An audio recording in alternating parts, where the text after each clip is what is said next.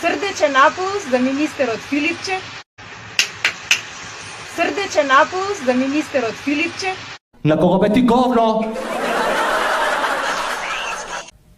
Дедо ми имаше обичај да раскажува за Втората светска војна.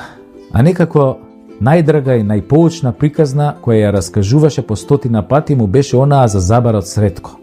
Сретко не бил забар, повеќе ајван доктор, ама некаде пред војната се прочил по вадењето заби со клештата што му ја донел некој од Белград, како и по новиот семоќен лек што се шприцал во задникот и кој помагал при полни болести, црвен ветер, грозница и туберкулоза.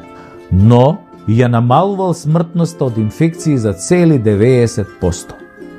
Малиот бел прав бил наречен пеницилин. Сретко го шверцувал од Софија и го давал по некој своји находение на сите кои имале зорт, нели по скопски кажано ова. Некогаш наплаќал, некогаш не. Но дошла војната и многу луѓе немале можност да појдат на лекар, па Сретко бил единственото решение во градот. И бугарите како власт почнале да доаѓаат кај него. Но гледајки го зголемениот зорт кај граѓаните, Сретко почнал да ги молзе, да ги цица нивните пари. За секоја преврска мала интервенција почнал за една инекција пеницилин да наплаќа 10-кратно повеќе, богатејќи се на маката на луѓето, нели? Станал арогантен и безобразен, барал да му се плати однапред, независно што многу луѓе починале од искрвавување по неговите стручни интервенции. Бугарите за ова му гледале низ прсти, затоа што нив нели ги лечел бесплатно. Дури на еден бујен од Пловдив и пари му дал за да му фати врски кај генералот на армијата кој бил познат по тоа дека земал по 1 лев на секој лев поминат низ раце на македонските трговци.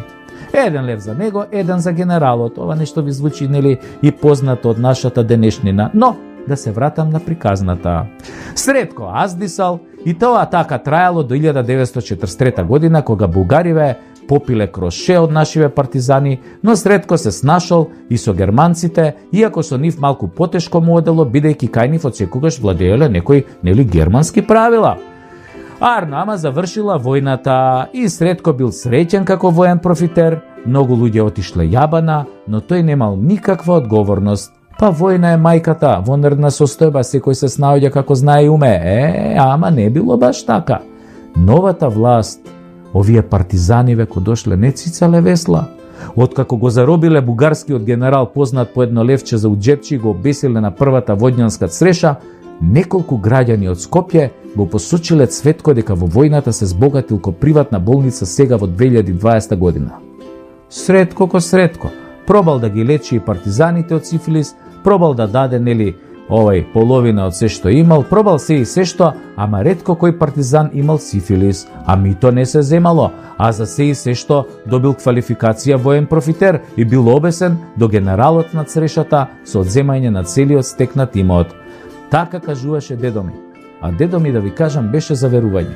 Имаше 10 ордени тамо за храброст и народни заслуги. И велеше, онаа власт која ќе овозможи докторите, болниците или тие што се задолжени да помагаат на луѓето во вонерна состојба, војна, поплава, епидемија, да се збогатат на маката на тие луѓе, додека тие луѓе умираат, треба заедно со сите други војни профетери да завршат предстрелачки вод за само еден изгубен живот. Еден живот е важен, велеше дедо ми, само еден, и за него треба да бидат казнети. Приватните болници во оваа наша вукојебина изгледа дека профитирале за време на пандемијата со COVID преку 100 милиони евра. Не примаа болни без аконтација од 12.000 евра, а умреа 6.000 луѓе досега. Поголем дел од времето беше прогласена вонредна состојба. Излажаа дека ќе отстапат Мала Богородица за лечење на државното здравство, ама ништо од тоа. Со нив профитираа и лабораториите за проверка и тестови на COVID-19, која секаде низ Европа беше бесплатна и се делеше на народот. Државата се ова го возможи. Народот собираше пари со SMS пораки и бевме сведоци на многу агонии и смрт преку социјалните мрежи. Многу другари и пријатели ни отидоа. Некој треба да одговара за ова еден ден и да помине исто како оној Сретко од приказната.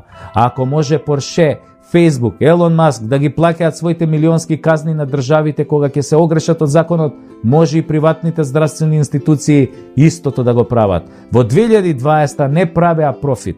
Повеќе тоа беше данок во животи и данок во крв. Така е по сите меѓународни конвенции. Само се чека сега некој друг да повлече некаков потек во врска со ова. Да повлече потек некогаш, било кога, еден ден, некој со срце на партизан. Срдечен аплауз за министерот Филипче,